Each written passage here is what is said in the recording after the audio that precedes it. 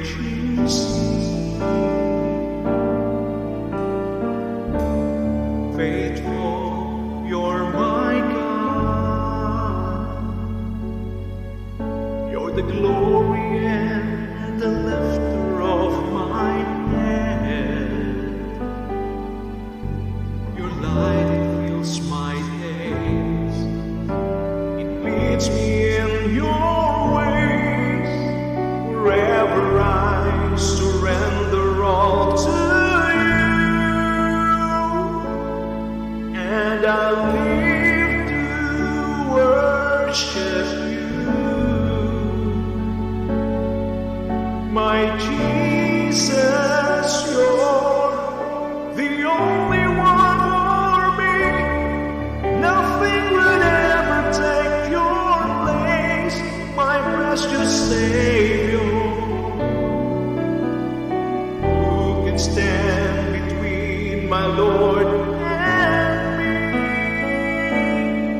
Lord, I live to honor you, and I long to bring my life an offering. Take me higher, draw me deeper. I'll give all to be with you.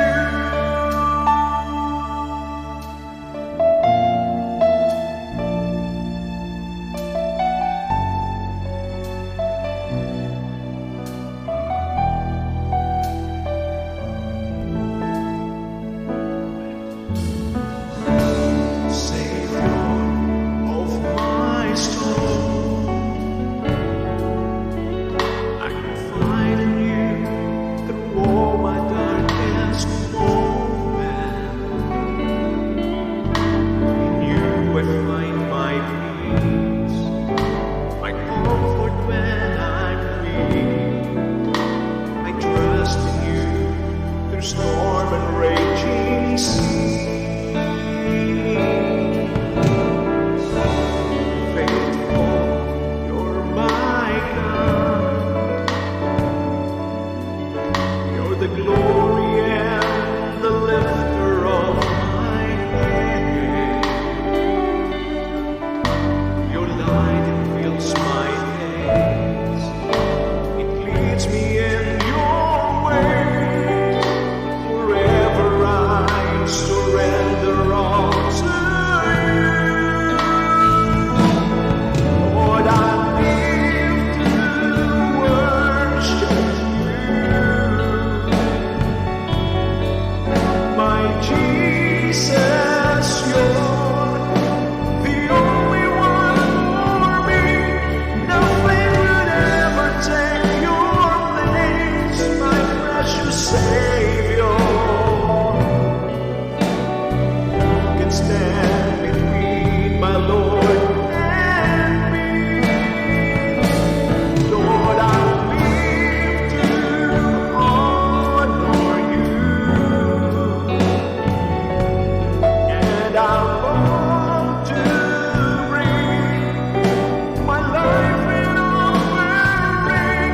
Take me higher, draw me deeper.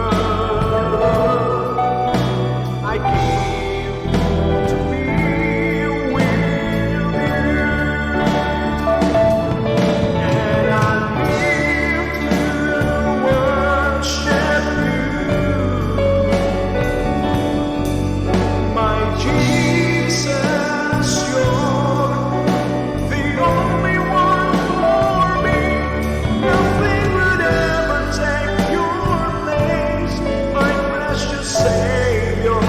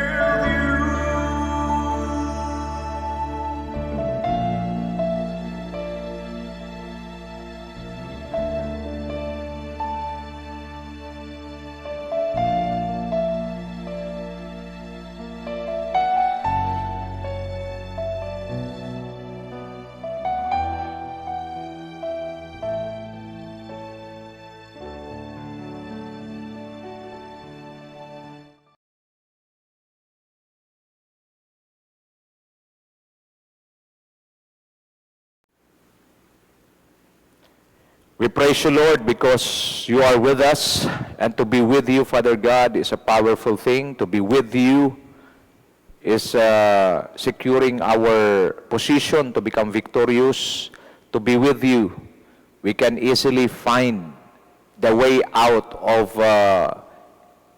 every challenging situations. And most especially, Lord, we thank you because in your presence there is fullness of joy. In your presence there is power. In your presence there is freedom. In your presence there is healing. And in your presence there is fullness of joy. Oh, we thank you and we bless you. Come on, people of God, worship the Lord. Give God the glory, give God the honor, for He is good. This is the day that the Lord has made. We will rejoice and be glad in it. Oh, we thank you, Lord. We praise your holy name. We give you praise. We give you glory. One more time, lift up your voice and honor the Lord. Hallelujah, hallelujah, hallelujah. Blessed be the name of the Lord. Blessed be the name of the Lord Jesus Christ. We thank you, Lord, and we bless you today. I pray those who are sick right now will be healed in the name of Jesus. What kind of sickness you're going through right now, in the name of Jesus, we rebuke all kinds of sickness, whatever it is. In the name of Jesus, we command you to bow down to the powerful name of our Lord and Savior Jesus Christ, and I command you to live, disappear in the bodies of God's people right now. In the name of Jesus, I also pray, Father God, for your divine provision para po sa bawat isa. Those who are in need, Father God, of divine provision, I pray, Lord God, right now that you will also release their portion. Receive your portion today in the name of Jesus. Some of you are praying for provision from the Lord. The Lord is now releasing it to you. Receive it in the name of Jesus. The peace of God, the joy of God, most especially the power, the empowerment of God will flow like a mighty river over your spirit, over your soul. And the peace of the Lord will continue to overflow in your mind, in your hearts, until one day you will be a channel of blessings for others. I pray, Lord God, Holy Spirit, from the beginning till the end of this study, speak to us in a very powerful way. We thank you and we bless you. This is our prayer in the powerful name of Jesus Christ, our Lord, and the blessed people of God declare, Amen and amen and amen. Palakpakan po natin ang Panginoon. Glory to God. Oh, blessed be the name of the Lord. Kumusta po kayo? This is the day that the Lord has made. We will rejoice and be glad in it. Sa mga kabubukas pa lamang po ng kanilang Facebook, tayo rin po ay live ngayon sa YouTube. So do us a favor, mga kapatid, to share this message to your friends, share this message to your families, para sila rin ho ay makapag-partake ng now word ng Panginoon. You know, we are just in the beginning, the year January, for 2022, and napakabilis ho ng takbo ng panahon. Matatapos na ho ang January, and we are now entering in February, But praise God, of course, we give God the glory and the honor, especially ho sa NCR, ang effect ho ng Omicron, COVID variant na ito, is going down, so praise the Lord. And then, baka ibababa na tayo sa level 2. But again, mga kapatid, muli po ako magpapaalala, wag po nating baliwalain o wag po tayong maging kampante ho sa anumang sitwasyon, kahit na ano pa ho ang gagawin ng national government ho. Let us protect ourselves by observing safety protocols, precautionary measures, always wear your mask, okay, observe social distancing, proper social distancing. At the same time, again, kahit hindi naman ho compulsory mag-wear ng face shield, but again, for me, personal ko lang ho, mas mainam kung meron. Okay, so, but again, the fact that the Lord had allowed us, okay, He has allowed us to live until this very moment, this very day, so ibig sabihin, God has special purpose over your life and over my life. So, mayroong ipapagawa ang Diyos sa atin, at alam ko rin na mayroong gagawin ng Diyos sa mga buhay natin. So, let's just continue serving God. Okay, marami ho sa mga mananampalataya ngayon na they're being affected by what is happening all over the world. But again, instead of being affected with the things that are happening, especially negative things that are happening in this world, be affected with the goodness of God. Be affected with the Word of God. Be affected with the Spirit of God. This is the right time. People of God, Christians, arise. Arise and shine for the glory of the Lord. Arise and shine, for your light has come, for the glory of the Lord has risen upon you. In Isaiah chapter 60, makikita ho natin ang sabi, the earth will be filled with thick darkness, but the Lord will make His glory shine upon you. Alam niyo ho, this is the best time for the people of God to arise. This is the best time for the people of God to show to the world, hallelujah, that we are being blessed and built by the Lord. Amen? So, patuloy tayong maglingkod sa Panginoon, patuloy po tayong gumabay, at patuloy po tayong sumunod ayon sa kanyang mga biblical principles. You know what? Ang pamumuhay Kristiyano ho ay hindi lamang ho overnight or it is a bed of roses. As I continue to study the Word of God, nakikita ko ho that true Christianity, please listen to me carefully, true Christianity must go through fiery testings. Parang isang produkto, sabihin na natin, ginto. Ang ginto, mapapatunayan ho na puro the moment na ito'y idadaan sa apoy, because the acid test, the greatest test or testing for a gold to be declared pure is through fire. Apostle Peter mentioned it in 1 Peter chapter 1 verse 7. Kung ang ginto ay dinadalisay ng apoy para mapatunayang tunay, mas higit ang halaga ng ating pananampalataya kaysa ginto na dadaan din sa mga maapoy na pagsubok upang mapatunayan na ito'y tunay at tapat hanggang sa muling pagdating ng Panginoon. Watch me now. Fiery trials are not meant by God to break us or to destroy us. Fiery trials, God allow us to go through fiery trials in order for us to know what we are made of. Fiery trials is not for us to prove to God, for God to know who we are.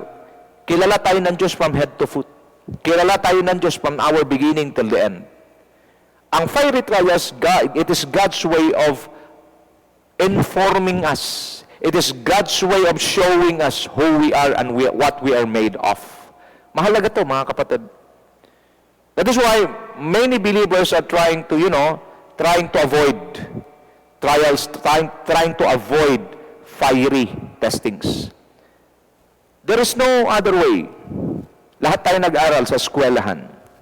Wala hong teacher na nagtuturo ng buong taon. Ang ibig ko sabihin, once na ang teacher ay nagtuturo, magsasabi yan, next Monday meron tayong exam. What's the purpose of test? What's the purpose of examination? It is to know if you are learning or not. Same thing. It is not enough that we are just receiving lots of revelations. We are receiving the Word of God and then feel good about it. Kasi feeling good of what you're receiving is okay naman yon. Pero kasi hindi nag-i-end sa feel good eh. Nag-i-end yon kung in-apply mo. Malalaman lang kung in-apply mo ang narinig mo kung dadaan ka sa pagsubok. Do you get the point now? Amen? So praise the Lord. So we will continue our study about ang ating study po, series ay First Things First, the Kingdom of God. So just a sort of review, a good and strong start will lead you to a good and strong finished. Okay, God is the right starting point. If we start with Him, we will surely finish with Him victoriously. So mahalaga sa laban natin, sabi sa Romans 31, sa New King James Version, what then shall we say to these things? If God is for us, who can be against us? We cannot allow ourselves to continue living this year 2022 without the presence of God. Mga kapatid, kung kayo po ay tunay na mananampalataya, we cannot avoid and we cannot allow ourselves to live this year without God's presence, without entering into God's presence, without mastery, how to enter in God's presence. Because the moment you know how to enter into God's presence, no matter what kind of situations you are in right now, the presence of God is always available at alam mo kung paano pumasok, napakalaki ng advantage at lamang mo sa mga ganitong sitwasyon. Philippians 1:6, New Living Translation, and I am certain that God who began the good work within you will continue His work until it is finally finished on the day Christ Jesus returns. So patuloy pong gumagawa ang Diyos. So palagi kong sinasabi, hindi pa ho the end. Kung tayo po dumaan sa mabigat na pagsubok, if you're looking at me right now, listening to me right now, if you're going through tough times, hindi yan ang the end mo. The Lord is just working. So lahat tayo under construction. Maybe ito yung time na kung saan God is laying the foundation in your life. Lagi niyong tandaan, pag ang ginagawa ho pundasyon, talagang that's a very tough job. So the Lord is just doing, baka nililay na ng Panginoon yung foundation sa buhay mo sa pamamagitan ng fiery trials na iyong pinagdadaanan ngayon. So just yield. Just respond right. Alam niyo, patawarin niyo pa ako kung minsan ganun ako magsalita because I've gone through also so many difficulties. Maaring ikaw ngayon na nakikinig sa akin na nasa difficulties ka ngayon, just respond right. God knows what He is doing. Kung kayo pinagsusulat, the Lord will never allow us to go through testings and trials without His intervention and without His, control. God knows what to do while we are on our journey going through tough times of our lives. Never give up, never give in, because the Lord God, our Father, never gives up on us. God is a specialist of new beginnings. If you want new beginnings this year, start with God. Starting 2022 with God is simply securing the God factor over our lives. God factor simply means God has a free hand and permission to intervene in all the affairs of our lives. Okay, so this 2022, let's not major on minors, the things of this world.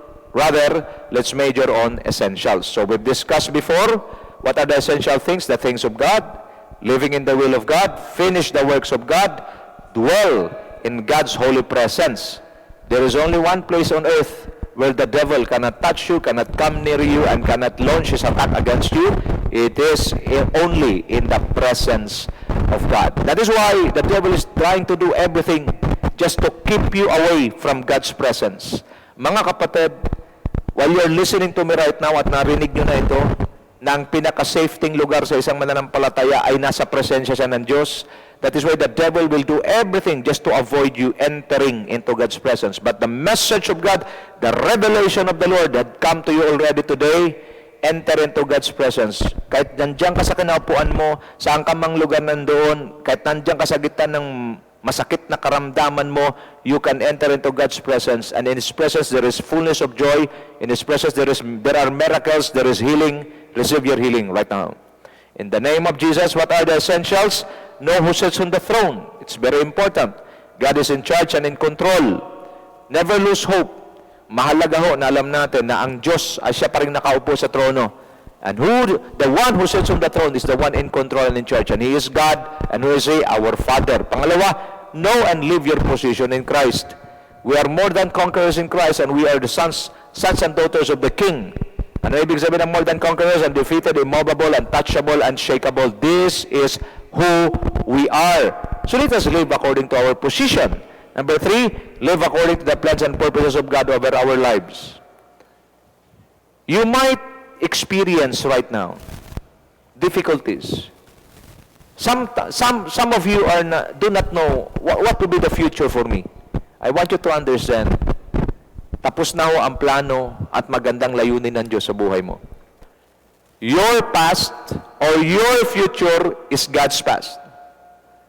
In other words, He finished you before He started you. Sa Tagalog, ang ating kinabukasan ay kahapon na ng Panginoon. Ganda, no? Sa madaling salita, tinapos ka na ng Diyos, tapos ka na bago ka pa ng Diyos simulan. Paano yan, pastor? Ang sabi ko sa Ephesians 1:4, God chose us before the foundation of the world. O sana ito magbigay sa iyo ng matinding encouragement. Bago palikhay ng mundo, pinili ka na ng Diyos. May tinalagan ng magandang plano't layunin sa iyo ang Diyos. So kung ano man pinagdadaanan natin ngayon, malalagpasan natin yan. Bakit?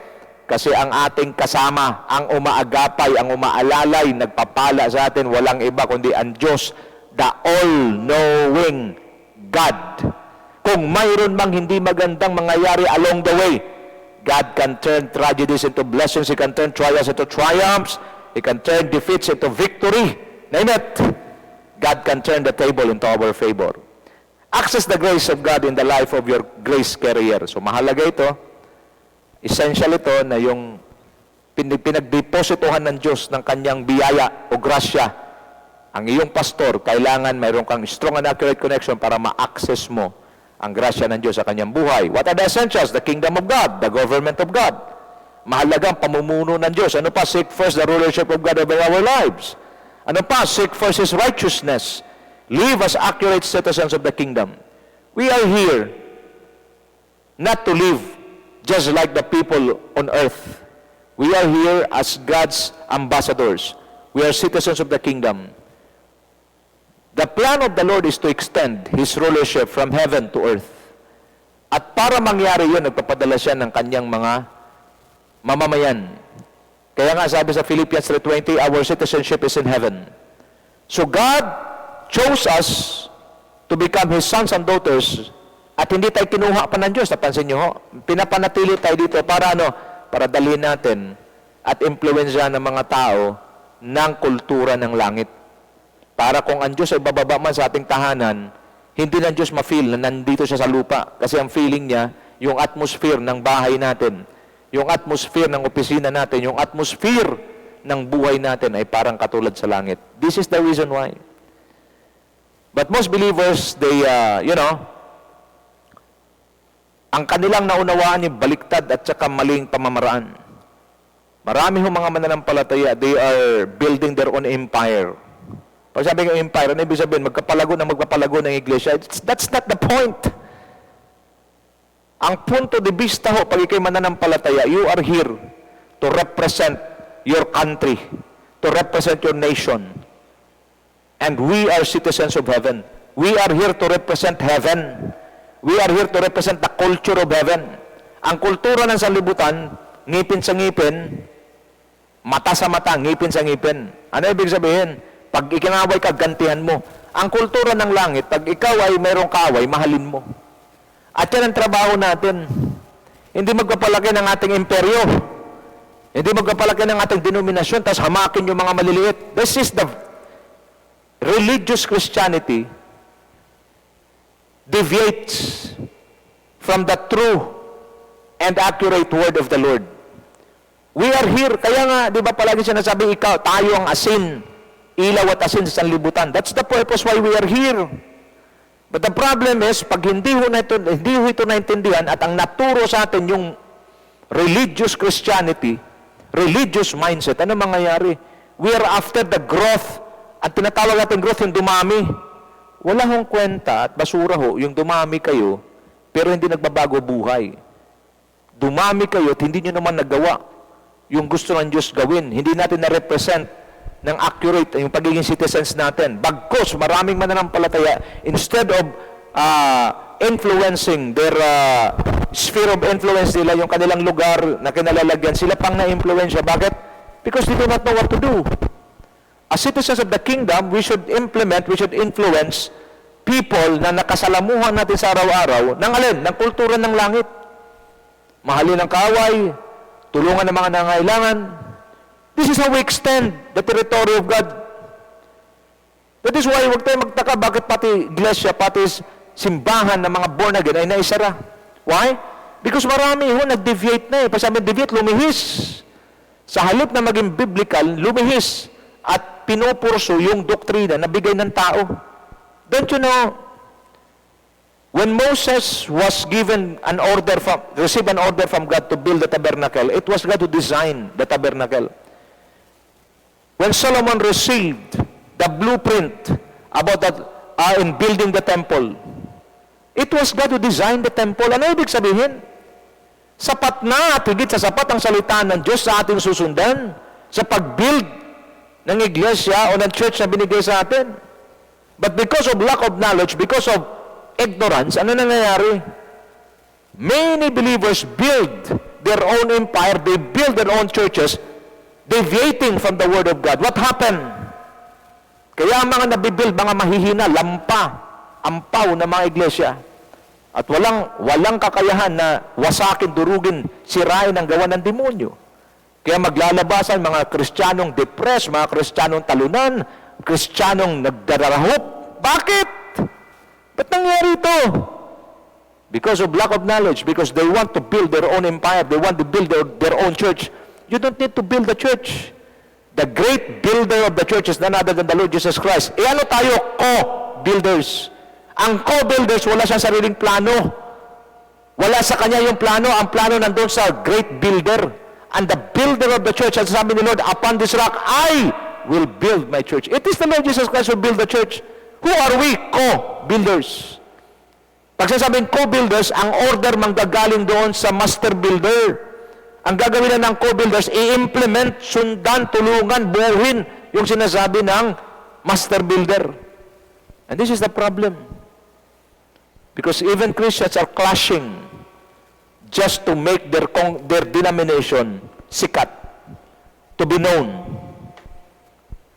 You know, this creates wall to the unity of the body of Christ. Sana maintindihan nyo ngayon, ha? We are citizens of the kingdom. And citizens will not advance their interests, but they will advance the interests of the kingdom, especially the interest of the king of the kingdom. Kung lahat lang sana ganito, demolish all human, groups or whatever you call it, I don't care. As citizens of the kingdom, we are only advancing the interest of our nation, the heaven, and we are only advancing the interest of the King of heaven, where our citizenship belongs. Period! Dapat ganun lang eh. Kaya tuloy, pagsamahin mo ang daming Bible schools, isa lang ang pinag-aralan Bible, pag-graduate sa Bible school, pag pinagharap mo, nagdebate. Ano nangyayari? Nag-iba na ba Bible? Why? Because people are building their own empire.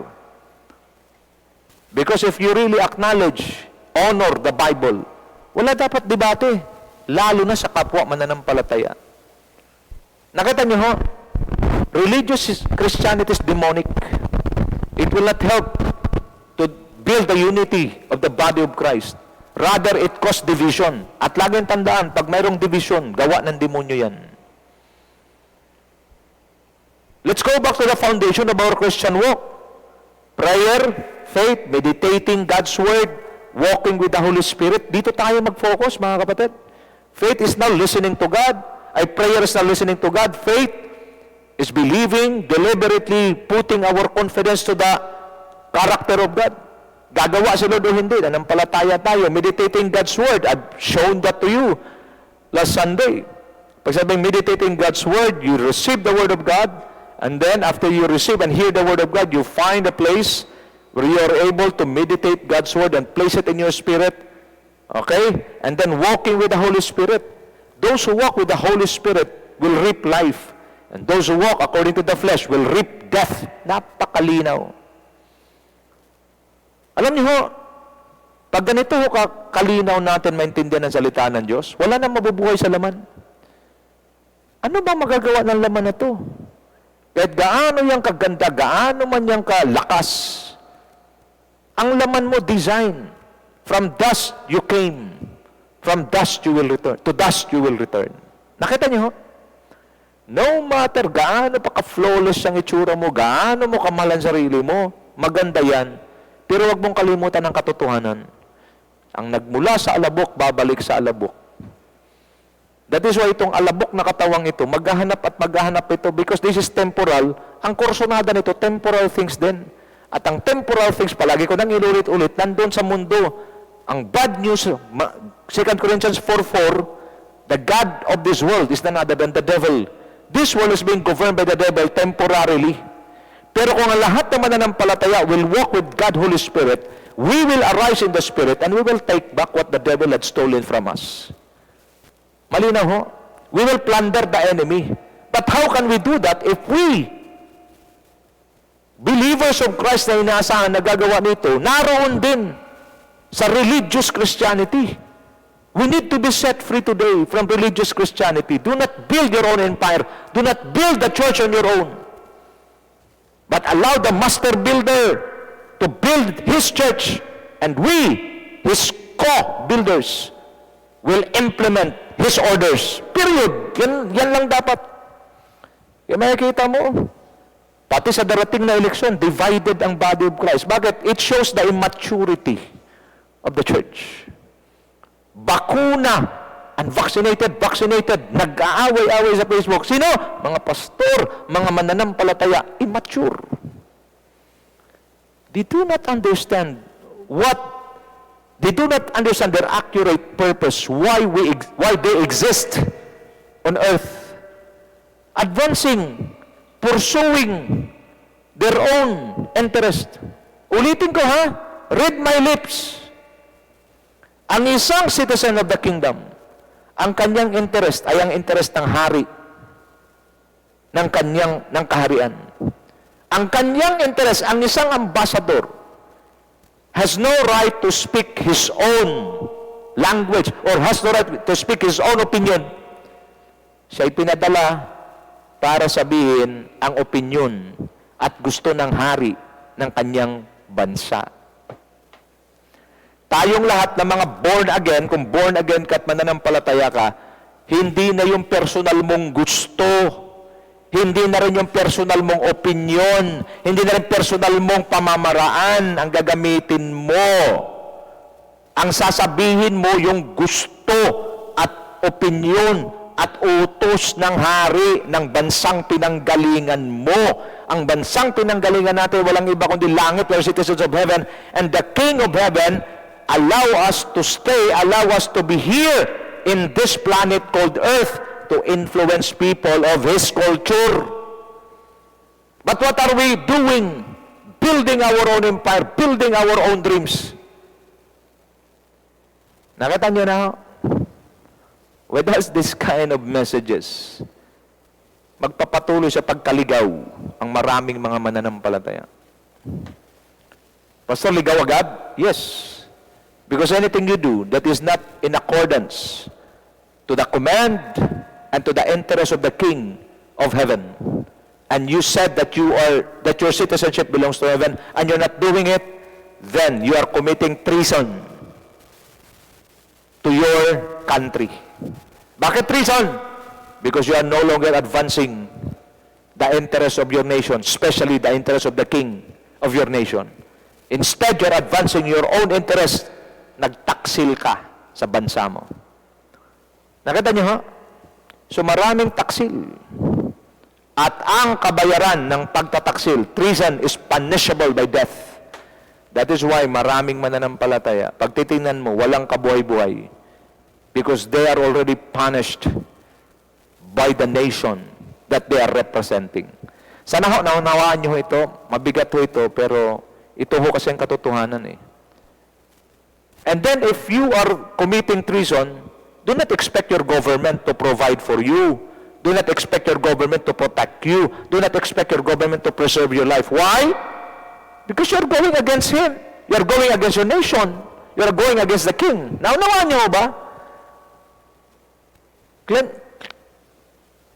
Klaro ba mga kapatid? Wala ka ma-expect sa nation mo if you commit treason. Pag sabing treason, pagtataksil. Your nation will no longer protect you, will no longer provide for you, and it will no longer preserve you. Why? Because you are now already going against your nation, especially to the king. But the moment you do your assignment, you influence your territory with the culture of the kingdom, and then you pursue the interest of the king, influencing people, what will happen? Then the king will do everything just to protect you, to provide for you, and to preserve your life. Simple as that. Live in holiness and righteousness, ano pa, pursuing Christ's likeness, be an ambassador for Christ, giving thanks to God for all things. Ano ha? So let us now study believing, the blessings of believing and receiving Christ as God's and God's assurance. Mahalaga dito tayo magsimula, no? Romans 10:9 ang sabi, and if you confess, King James Version, New King James Version, and if you confess with your mouth that the Lord Jesus Christ, and believe in your heart that God has raised Him from the dead, then you will be saved.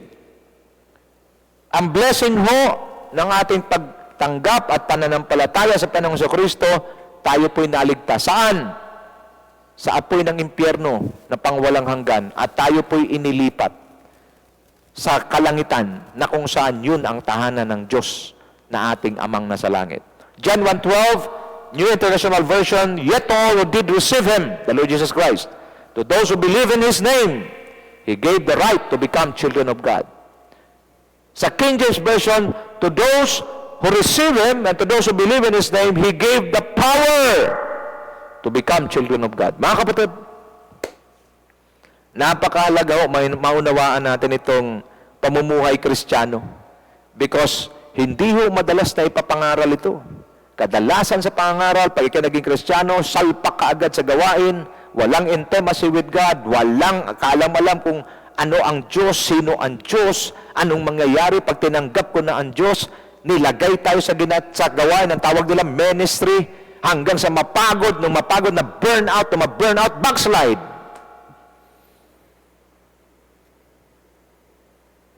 Ngayong umaga, pakinggan mo mabuti mensahe. Because truth that we should know, when we believed in the Lord Jesus Christ, we had received, number one, a new king. Let me read to you the scripture. Revelation 19:13-16, NIV, New International Version. He is dressed in a robe dipped in blood, and his name is the Word of God. The armies of heaven were following him, riding on white horses and dressed in fine linen, white and clean. Coming out of his mouth is a sharp sword with which to strike down the nations. He will rule over them, he will rule them with an iron scepter. He treads the winepress of the fury of the wrath of God Almighty. On his robe and on his thigh, he has this name written, King of Kings and Lord of Lords. Watch me now. Sa mga mananampalataya na nakikinig ngayon, ang unang-unang dapat munang naturot na laman natin nung tinanggap natin ang Panginoong Jesucristo, nung tayo ay maging mananampalataya, excuse me, nung tayo ay naging mananampalataya, una dapat nating maintindihan, nung tinanggap natin ang Panginoon, mayroon na tayong bagong hari. Bakit ganito? Because nung hindi pa natin siya tinanggap, ang naghahari-harian sa buhay natin, walang iba kundi si Satanas. Kaya pansinin mo, kahit alam mo tama, dahil ang hari mo ay ang demonyo, nung ikay nasa kasalanan pa, alam mo ang tama, pero di mo magawa. Alam mo bakit? Because you're under the influence of the devil. Bukod sa paghahari ng demonyo, mayroon ka pang attachment na ang pangalan ay mundo. Na lahat ng gawang masama, doon mo ginagawa sa sanlibutan, doon mo kinukuha. At higit sa lahat ay sa panag-aari-arian, tatlong mga masasamang elemento naghahari sa buhay ng isang tao. Pangatlo, yung sarili mo. Yung laman mo.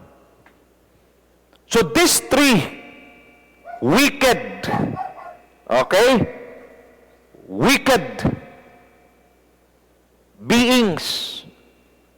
Okay, ito yung mga nag-aari-arian sa buhay mo. Kaya nung tinanggap mo ang Panginoong Jesucristo, ang sabi ko sa 1 John 3:8b, the Son of God came to destroy all the works of the devil, including the devil. Nagkanawa na tayo. Kailan ito mangyayari? Pag nalaman na ng isang mananampalataya na ang kanya palang pagtanggap kay Kristo. Kaya nga, yung pagtanggap sa Panginoon dapat malinaw sa atin eh. Kasi sabi ng iba, tanggapin mo ang Panginoong Kristo bilang iyong tagapagligtas. Kulang yun. Ang pagtanggap mo sa Panginoon ay bilang iyong Diyos, Hari, at tagapagligtas. Pangalawa lang yung tagapagligtas. Ang problema sa iba, pag nag-share ka post, sasabihin, tanggapin mo as your Savior. and Lord. Hindi pa nga may paliwanag yung Lord. Lord muna bago Savior.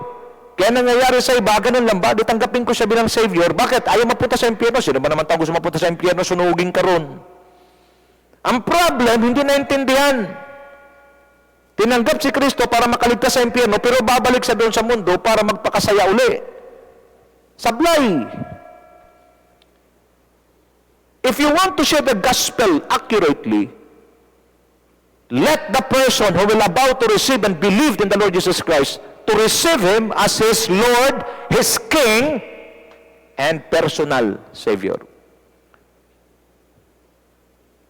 Receiving the Lord Jesus Christ as your King, your Lord and personal Savior are inseparable. You can never be saved if you will not acknowledge Him as your King and your Lord. And you can never, it is impossible for you to acknowledge Him as your Lord and Savior and you will not be saved. Naunawa, no? Kung ganito kalinaw ang pagkaunawa natin sa pagiging mananampalataya, ano mangyayari? Wala na sanang pasaway. Wala na sana mga mananampalataya na nagtatampisaw pa rin sa putik ng kasalanan. Why? Klaro sa atin eh. We have now a new king. Who is He? He's not a simple king. He's the King of kings. Who is He? He's the Lord of lords. The Lord, Jesus Christ. At ano ang kanyang gagawin? To destroy the works of the enemy. That is why, watch me now, look at me straight in the eye, that is why hindi makalaya ang maraming mananampalataya sa gawa ng demonyo, sa attachment sa mundo, maging hindi niya kayang pangunahan at palayasin sa trono ng kanyang buhay ang kanyang sarili. Bakit?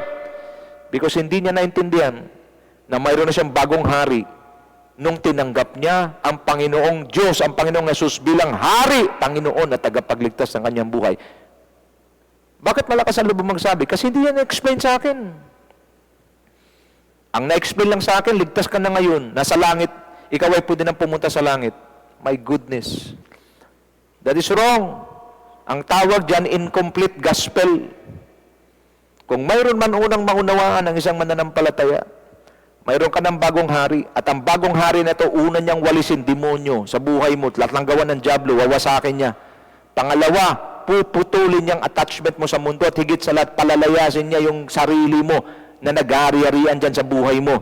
Gagawin niyang alipin, at siya ngayon ang maging hari. At pag nangyari yan, oh, glory to God. Wasak ang lahat ng gawa ng dyablo, tanggal ang appetite mo sa mundo, at higit sa lahat, ang pasaway mong sarili, ang pasaway mong laman, ay matutong i-adapt, matutong yakapin ang salita ng Diyos, ang presensya ng Diyos. And that's the only time, tsaka palang ma-feel, tsaka palang maranasan ng isang tao, ng isang mananampalataya, ang tunay na kahulugan ng buhay. Malinaw ha? Dapat klaro to sa inyo, ha?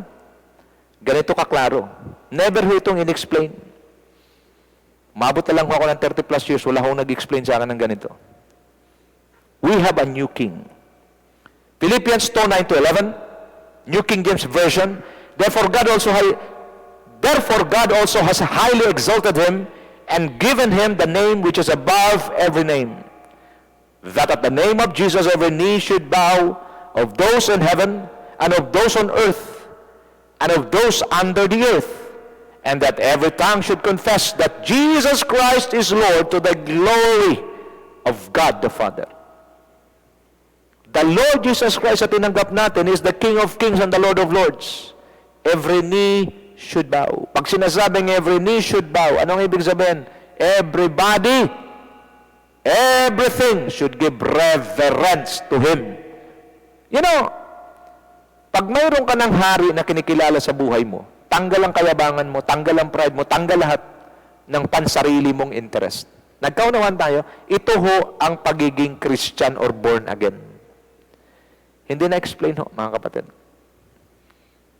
At maliban na ang Panginoong Jesucristo ang umupo sa trono ng buhay ng isang tao, wala hong pagbabago na maganap. At ito ho ang trahedya na makikita natin sa buhay ng maraming mananampalataya kahit sa panahon natin ngayon at maging noon. Why? Nobody explains. At pag walang nagpaliwanag, tuloy ang alin? Ang kapighatian. Tuloy ang pagkatalo. Pero sa isip, Kristiyano. Gets nyo? A very sad truth that each one of us should wake up now. But the moment you understand this, I have a new king, the order of the king, the voice of the king, the command of the king is my priority. At kung anong sasabihin ng hari, yun lang ang aking gagawin. At pag sinusunod mo, nilalakaran mo ang gusto ng hari na gagawin mo, asahan mo ang pabor ng hari, ang pagpapala ng hari, ang proteksyon ng hari, ang pag-iingat ng hari ay sumasa iyo. Maging sa buong pamilya mo. Bakit?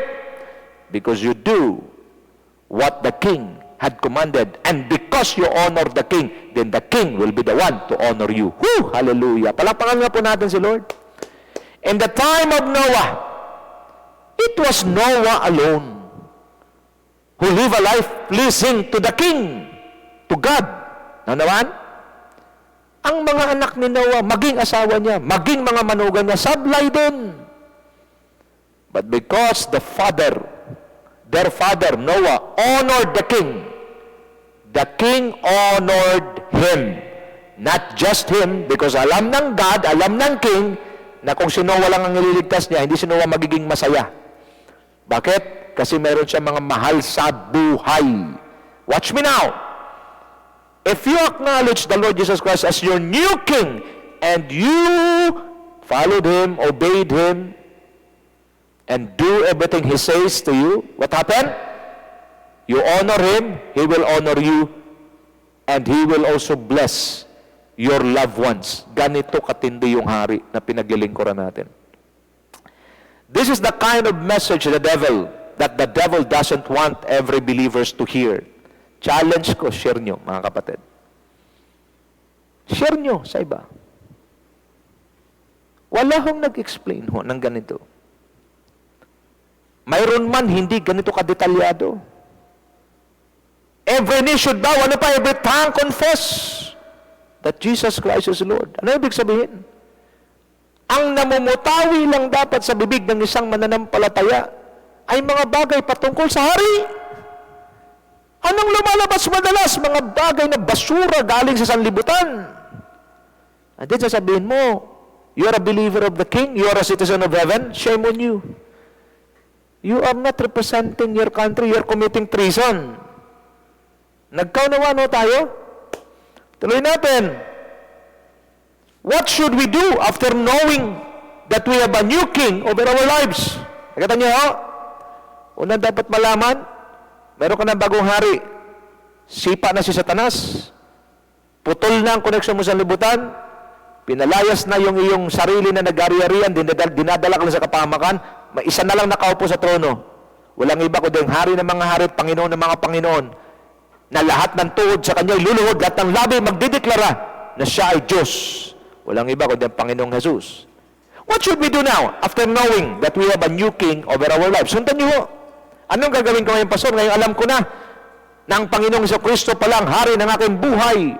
Una, offer our lives as a living sacrifice, holy and acceptable to the King. Ulitin ko, letter A, offer our lives as a living sacrifice, holy and acceptable to the King. Watch me now. If you are a believer of Christ, listening to me right now, the reason of your existence is to glorify, honor, give glory to the King. Nothing more, nothing less. What about my dreams? Let the King handle your dreams. What about my plans? The King had already plans for you. Jeremiah 29:11, ulit-ulitin pa natin. For I know, the King said, for I know the plans I have for you. Plans to prosper you and not to harm you. Plans to give you hope in the future. Why is it that Jeremiah 29:11 that remains a word of promise. Why? Because you do not recognize that you have a new king. Still, your rotten self, your rotten flesh, still the one leading you, still the one who's trying to sit on the throne. Kaya nga ho, mayroong word sa Revelation 3:20. Intindihan niyo, explain ko ng accurate ha. Behold, I stand at the door and knock, and whoever opens the door, I will come in and sup with him, and we will be together. Ano nangyari? Bakit si Kristo nandun sa labas ng puso? Watch me now. Hindi yun sinasabi sa mga unbeliever. Ang pinatukuyan at kinwentuhan at ang sinulatan ni Juan, ang sinulatan ng God Holy Spirit ay walang iba kundi church. Paano nangyari na ang Panginoong Jesucristo nasa labas na ng pinto ng kanyang puso, ng puso ng mga mananampalataya sa church na yon? Bakit? Because yung bulok na sarili na walang ginagawa kundi puro kapahamakan, yun ang pinaupo. Siyempre, kung anong desisyon mo, ginagalang ng Diyos yung ating kalooban. Kaya nga, yung kalooban mo, katulad ng Panginoon, isubmit mo sa kalooban ng Diyos, not my will, but let your will be done. Dahil yung kalooban natin, pinagbibigyan natin, nag-take over yung laman. Alam nga naman mag-share si Lord Jesus Christ saka yung laman sa trono. Ang sabi ng Panginoon, kung ayaw mo naman sa akin, di alis na lang, yung laman mo na lang. Dalhin ka uli sa kapahamakan niyan, pabalik sa impyerno. Kaya ang Panginoong Jesucristo nandun na sa labas. Pero sa kabutihan ng Diyos, kumakatok pa rin siya. At ang sino mang magbukas, siya'y papasok, manahan sa Kanya, at makikisalo sa Kanya. Saan? Sa Kanyang mga kahirapan, sa Kanyang mga hamon sa buhay. Nakita niyo ho? Bakit si Kristo kumakatok? Kasi nag-take over na uli ang laman. So anong kailangan gawin natin? Ngayong alam na natin na mayroon na pala tayong bagong hari, at ang hari natin hindi basta-basta hari ng mga hari, Panginoon ng mga Panginoon. Offer your lives. Offer our lives as a living sacrifice. Dati ang sacrifice sinusunog, ngayon, buhay na sacrifice. Ano ibig sabihin?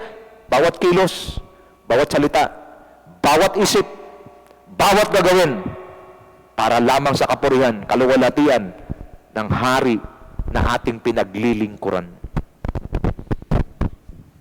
Living sacrifice, holy and acceptable to the King. Watch me now.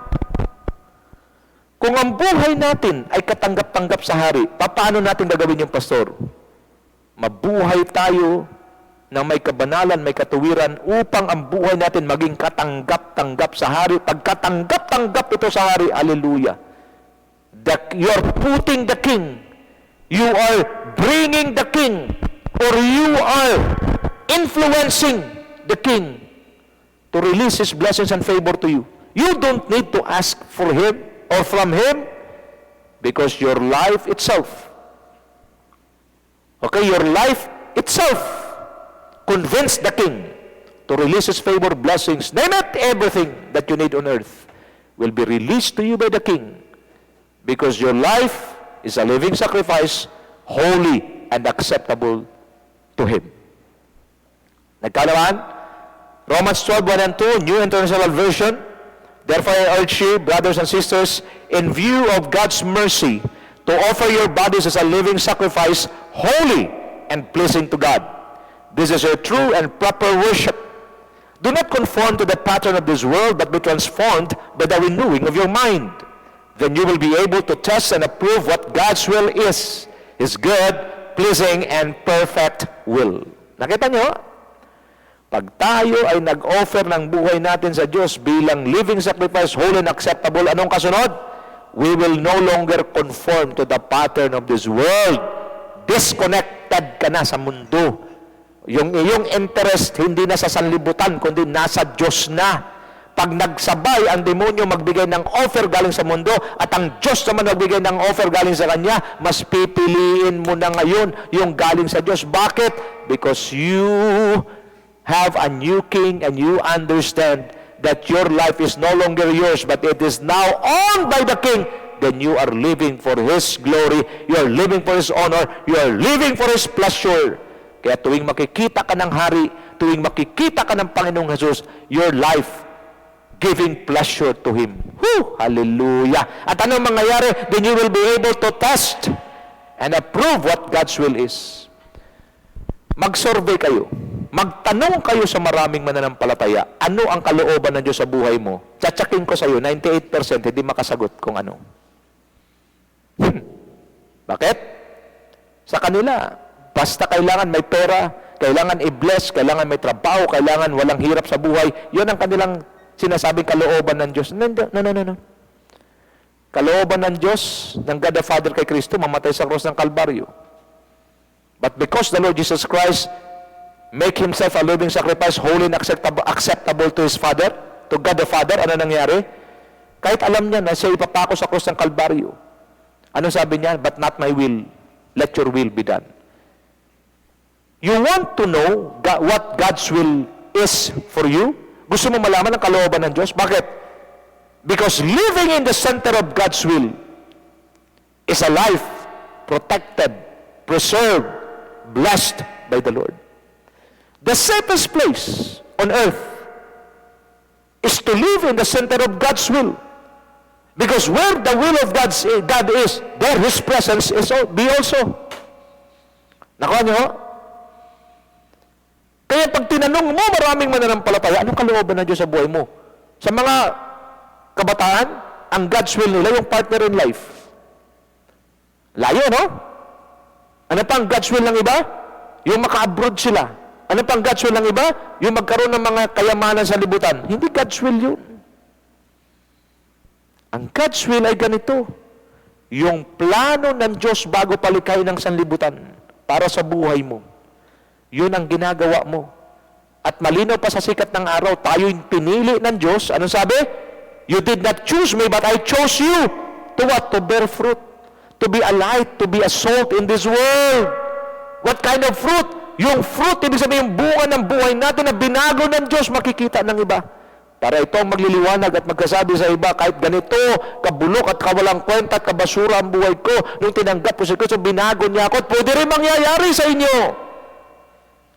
But without understanding that you have a new king, what will happen? You will not offer your life as a living sacrifice, holy and acceptable to Him. So what happened? You have just a new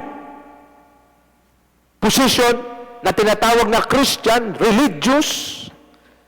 But when it comes to the reality of your Christianity, what they see is contrary to what you are professing.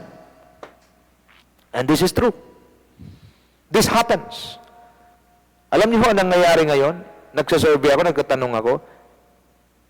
Mayroong mga natanong ako dati. Ang sabi ko, ano bang masasabi mo sa mga Kristiyano? Ay, hindi ko na nga alam eh. Kasi, mayroong nga akong isang nakita eh. Akala ko Kristiyano kasi matino eh. Tinanong ko, hindi pala Kristiyano. At yung isa na medyo maloko, yung palang Kristiyano, kaya nakakalito na ho eh. Nakita niyo? Pero kung alam lang ng Kristiyano na yun na maloko, na meron siyang bagong hari, nabubuhay na lang siya para sa pleasure ng king, nabubuhay na lang siya ng acceptable na buhay sa hari, nabubuhay siya ayon sa utos ng hari, alam nyo, itong mundong ito, magbabago sana to eh. Dito na lang muna tayo sa Pilipinas, magbabago sana itong Pilipinas eh. Kung lahat lang ng mga mananampalataya, naintindihan itong pinag-uusapan natin, mabubuhay para sa pleasure ng hari, mabubuhay pa ng acceptable na buhay sa hari, mabubuhay para sa kapurihan, kaluwalhatian ng hari, magbabago itong bansa eh. Kaso ang problema, yung mga inaasahan, baliktad ang pamumuhay. Why? Because ang naituro sa kanila, magtrabaho ka na, magministeryo ka na dyan, na walang pagkakaalam na mayroon na siyang bagong hari, nag-ari-arian yung sarili niya pa rin. Watch me now! Pag ang sarili mo pa rin nag-ari-arian, yung laman mo, temporal yan, ang gusto niyan, mga bagay sa libutan. Nandun sa libutan si Satanas, nag-ari-arian. Kaya ang isang Kristiyano na bumigay sa gusto ng kanyang laman, hahatakin siya nito pabalik sa libutan at doon siya kakandaduhan ni Satanas. Kaya marami Kristiyano paglinggo pero nakakulong sa stronghold at sa mga temptation ng demonyo. Anong saysay ng Kristiyano na yan? Wala. Useless. Powerless. Nonsense. And most especially, stumbling block para sa mga tao pa sana na papasok sa kaharian. Patawarin niya akong lahat. I need to say this. People who are not living according to God's will over their lives they serves as stumbling block, katitisuran sa mga tao na papasok pa lang sana sa kaharian ng Diyos. And that is a heinous crime. Dahil dito, sadya ka ba? Pag sabing heinous crime, malupit na antas ng krimen. Okay? There are crimes na, kumbaga, masama yun, pero hindi na ganun kabigat. Pag sabing heinous crime, matinding ginawa na krimen. Isa ho ito. Kung dadalhin natin ito sa konteksto ng pagiging mananampalataya, if you are not living in the center of God's will at si Kristo na sa labas ng puso mo kasi yung sarili mo ay siyang nakaupo sa trono at yung pa rin pinaghahari mo, pero bukang bibig ka nagsabing Kristiyano, you're a stumbling block and you're committing a heinous crime in the spirit. You are stumbling block. You are blocking people in entering into the kingdom of God. Paano yan, Pastor? Gusto nga sanang tanggapin ng Panginoon. Nakita ang buhay ng taong pasaway ng isang mananampalataya kuno. So, ano nangyayari? Ay, kung yan rin lang magiging Kristiyano, ayoko na lang. Umatras. Ikaw ngayon ang nagiging stumbling block. At pag-stumbling block ka, you're committing a heinous crime. Then you will pay the penalty. At ang magbibigay at magbababa ng punishment, yung hari mismo ng kalangitan. You know what? If we will not preach the gospel just like this, then ignorance, foolishness, lawlessness in the church will continue. At dadami pa ang mga stumbling blocks. At marami ding kaluluwa ang mahahadlangan sa pagpasok sa langit dahil sa mga stumbling blocks na ito. But today, the Lord sent me to you to remove the works of the enemy, to destroy the works of the devil in your life. You are not called to become a stumbling block. You are called by God to become the light and salt of this world. In order for people to see and in order for people to taste and see that the Lord is good. You will know and approve. You will be able to test and approve what God's will is.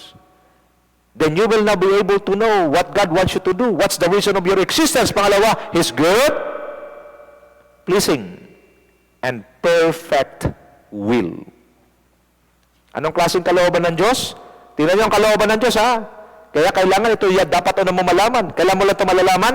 If you make the Lord Jesus Christ your King, you understand that you have a new King in the person of the Lord Jesus Christ, then you will know what God's will is. What is God's will? Good, pleasing, and perfect. At dito tayo ng Diyos gustong dalhin, at dito tayo ng Diyos gustong itira, at dito tayo ng Diyos gustong magiging permanenteng residente. Bakit? Kahit nasa mundo tayo, we can create a new earth out of this earth. Bakit? Because we are in the center of God's will, just like Goshen. Goshen is part of Egypt. But when the Lord judged Egypt, walang naligaw na salot doon sa Goshen. Ganito tayo ng Diyos poprotektahan. Kahit gaano katinding hamon sa libutang ito, pag naintindihan natin, first things first, we have a new King in the person of our Lord and Savior Jesus Christ. Then God, the King, is able to protect us. The King is able to provide for us. The King is able to preserve our life. The King is able to intervene in all our affairs. The King is able to intercept what the devil is trying to launch against us. The King will do everything just to protect us. Why? Because we are His citizens. Lagi niyang tandaan. Pag may nangyari sa mga citizens, it is the accountability of the King. At ang hari nating pinaglilingkuran ay makapangyarihan, walang imposible sa Kanya. And He is able, capable, powerful to do and protect us in the midst of fiery troubles. That is why ang mga tunay na mga citizens of heaven, ang mga tunay na kinikilalang paghahari ng Panginoong Hesukristo sa kanilang buhay, even in the midst of this world being bombarded by the devil, it will not reach them because they live in a place called Goshen. Goshen is God's demonstration of His provision, protection, and preservation over the lives of His people. People who are under His authority. In short, citizens of the kingdom of heaven. Malinaw? Kailan ka ng hari poprotektahan pag ginagawa mo ang kanyang mga utos at ikaw ay nabubuhay ng isang buhay na katanggap-tanggap, isang buhay. Di ba sarap ano? Kristiyano tayo, nabubuhay tayo sa pleasure ng hari. Yung bang lahat ng gagawin mo, magbibigay ng kaluwalhatian, kagalakan sa hari. Yung bang ang hari tuwang-tuwa sa iyo? Are you listening to me? Ang hari ba natin sa langit, tuwang-tuwa sa buhay mo? Tuwang-tuwa ba siya sa buhay ko? Ito dapat yung mga pinagtututukan natin eh. Ito yung pinagsisikapan natin. Lord, tuwang-tuwa ka ba? Sa pagkatrabaho ko, di ba ako nandaraya? Sa pagkatrabaho ko, talagang tuwang-tuwa ka ba? Kasi ito na yung dahilan, ba't ako nabubuhay eh? Nabubuhay na ako ngayon dahil para sa iyo, dahil ikaw ang bagong hari ng buhay ko. Nagagalak po ba kayo sa buhay ko, Panginoon? Ikaw na rin makasagot niyan. Ano pa? Lord, katanggap-tanggap po ba ang buhay ko sa inyo? Nakita niyo, a new perspective in the Spirit will begin to rise in your life. And the moment na ikaw ngayon ay nabubuhay na sa pleasure ng hari, nabubuhay ka na sa kapurihan ng hari, nabubuhay ka na ng katanggap-tanggap na buhay sa hari, ano mangyayari? Walang choice ang hari. Nabubuhay ka para sa kanya, at natutuwa siya, nagkaroon siya ng pleasure, ano ba? Nagkaroon siya ng kagalakan at napaparangalan mo siya, wala siyang choice. Mapangahas ang akin sasabihin, but hindi ito nag-downgrade sa Diyos. Pero pwede nating mailagay ang Diyos sa isang kalalagayan na wala siyang ibang gagawin at pipiliin, kundi pagpalain tayo.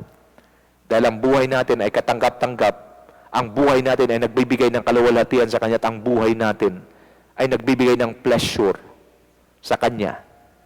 And He will do everything to provide for us, to protect us, and to preserve our lives, because mayroon siyang nakikitang mga tao na nagbibigay ng karangalan at kaluwalhatian sa Kanya. Amen? Palakpakan natin si Lord. Glory to God.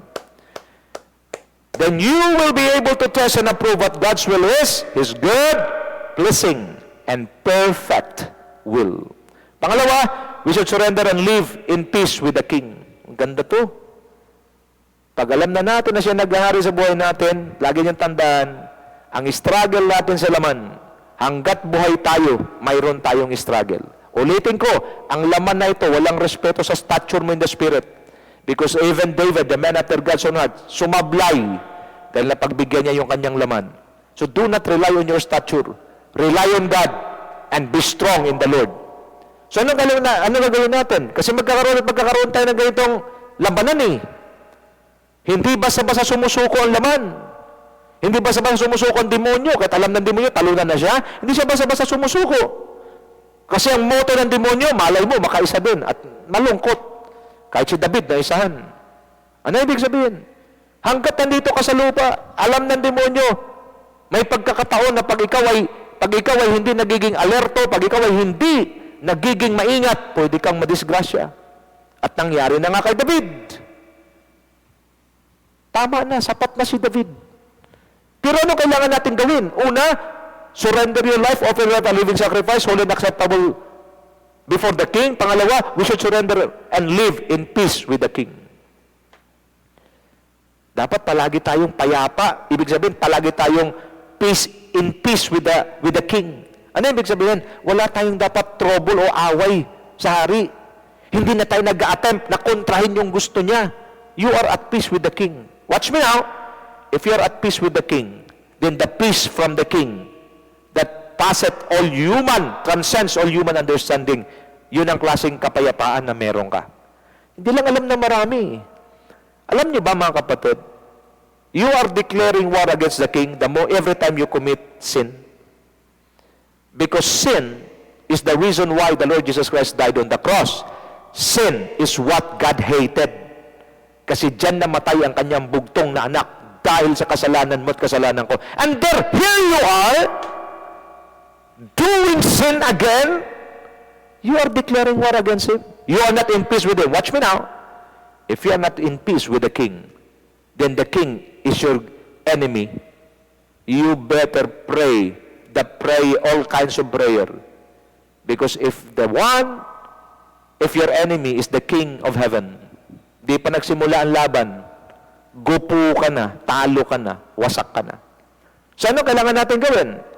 Having a new king and possessing this body, this flesh, we should surrender every day and live in peace with the king. Let me show you the scripture. New International Version, Luke 14:31 to 33.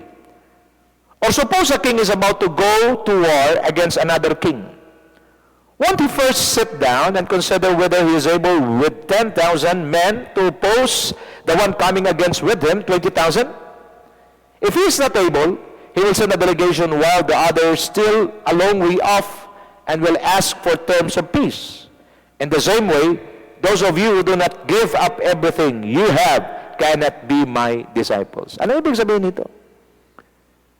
Ang sabi ni Kristo, kung ang kagigirahin mo ay yung kabilang hari, dapat mag-aral ka muna. Tingnan mo, kung ikaw ay mayroon lang 10,000 soldiers at yung kakalabanin mo 20,000, para ka na nagtampo sa bigas niyan. So ano kailangan mong gawin? Magpadala ka na ng delegation. Habang malayo pa yung kalaban mo, sasalubungin na yan. Sabi ng boss ko, sabi ng hari namin, di na raw tayo maglaban. Susurrender na lang ho kami. Bakit? Para ho, hindi dadanak ang dugo. Dahil alam naman namin, 10,000 lang kami, 20,000 kayo, baka kami ay kakatayin nyo lang. Ganun ang usapan. Watch me now.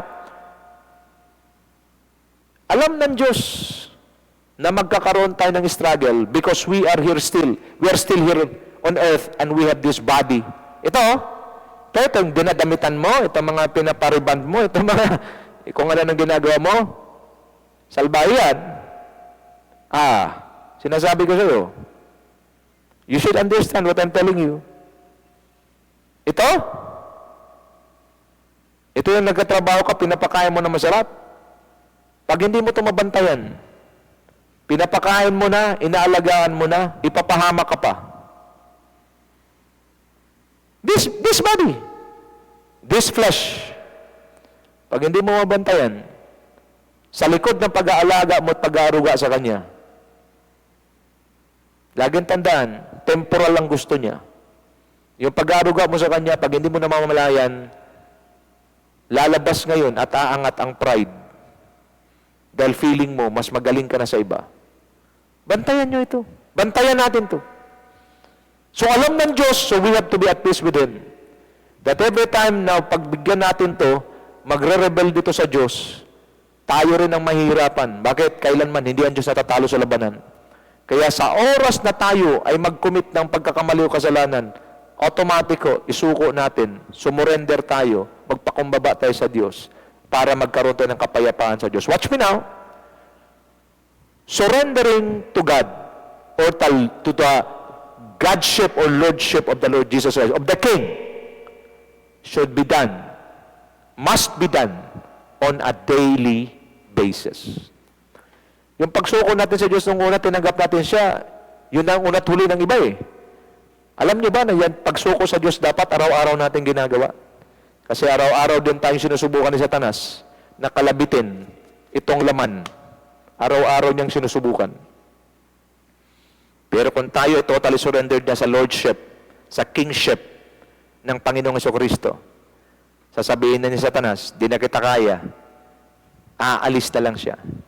People who totally surrendered their lives and live in peace with the King, these are people, these are believers who live a devil-free life. Kung 10,000 lang yung iyong soldiers, 20,000 yung kakalabanin mo, magpadala ka na ng delegation para kausapin, wag na tayo maglaban. Mamamatay lang kami. Same thing in the spirit. Kung mag-attempt ang laman mo na kontrahin ang gusto ng hari, do not ever declare war against God. It is foolishness and it is insane to declare war against God. How? By committing sin and giving in to what your flesh desires. Never do that. Because you will pay the price. Kaya pansinin niyo si David, although he's a man after God's, walang pakialam ba Diyos, man after God's own heart ka? Dapat nga, man after God's own heart ka, dapat mas lalo kang naging maingat, David. Na huwag sugatan ang puso ng Diyos at huwag lumaban sa Diyos. Pero ginawa mo pa rin. Anong sabi ni David? Yung aking unan, pwede nang pigaan sa dami ng luhang tumutulo. Psalms 51, is the prayer of David. Doon talaga si David nag-repent ng gusto. Okay, na talagang matindi to the extent ang sabi niya, wag na wag niyo pong alisin ang iyong espiritu sa akin. Bakit? Pakiramdam ni David sa bigat ng kasalanan kanyang ginawa. Why? Because David, in spite of his knowledge, in spite of his wisdom, in spite of the revelation of who God is to him, to the extent that he was called by God, the man after God's own heart, still give in to this devilish flesh. Alam niyo mga kapatid, sabi ko sa inyo, ingatan mo na to, pinaganda mo na to, inaruga mo na, ito pa magpapahamak sa iyo pag hindi ka maging maingat. That is why live in the Spirit and let the flesh be cleansed by the Spirit. Watch me now.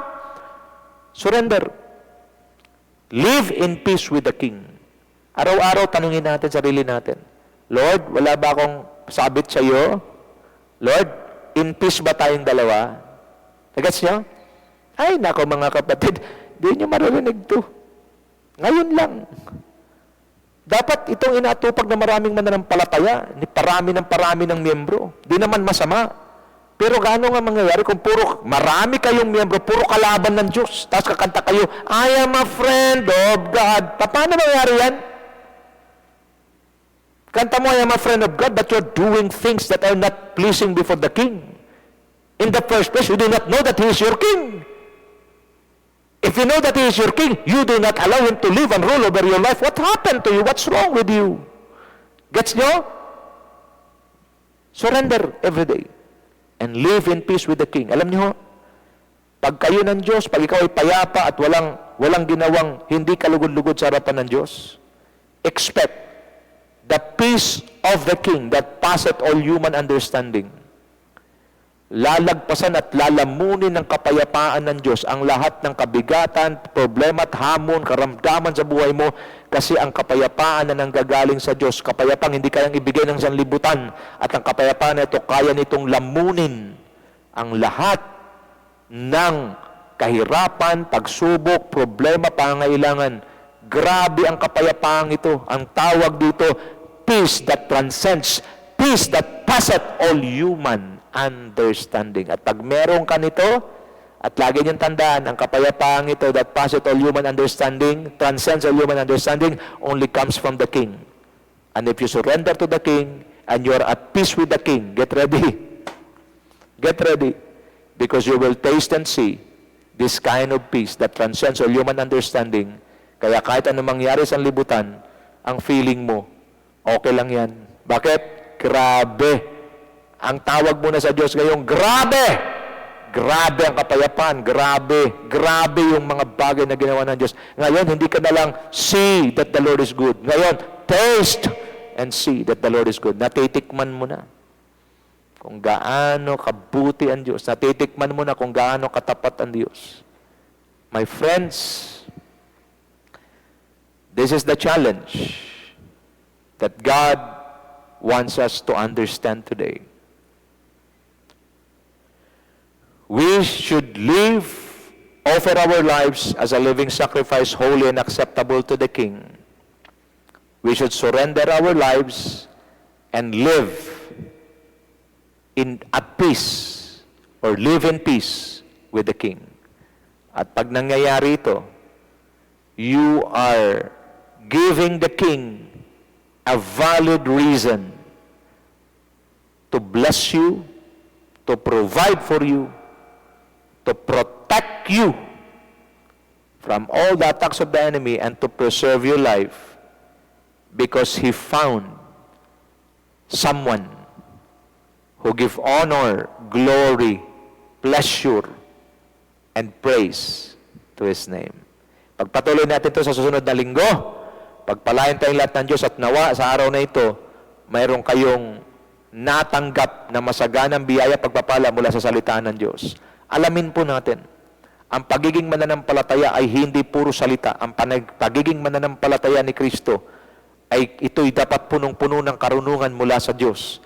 Knowing, understanding, and possessing the wisdom from God will enable us to live an accurate life of a believer of Christ, and that's the only time the Lord will be able to use us mightily as vessels of honor, not vessels of dishonor. Father, I pray that today you will bless your people. I pray that today the word that has been released to your people today will empower them, establish them, and lead them towards their destiny. Lift up your hands, Father. I pray that all of us who are listening today will reach our God-given destiny, and the prophetic word is 2022. It is restoring what the devil had stolen from us plus the interest. It will happen to us, and the moment it happens, then we will break through and we will accelerate in the Spirit so that the fulfillment of our assignment will be fast-tracked and we will reach our God-given destiny. I pray that the Lord will allow an overflow of food in your table so that you will be a blessing to others. I pray that the Lord will bless all the works of your hands because you acknowledge Him as your King, a new King, the one and only King that sits on the throne of your life. This is my prayer. Receive it in your spirit right now. In Jesus' powerful name. Amen and amen. Shalom.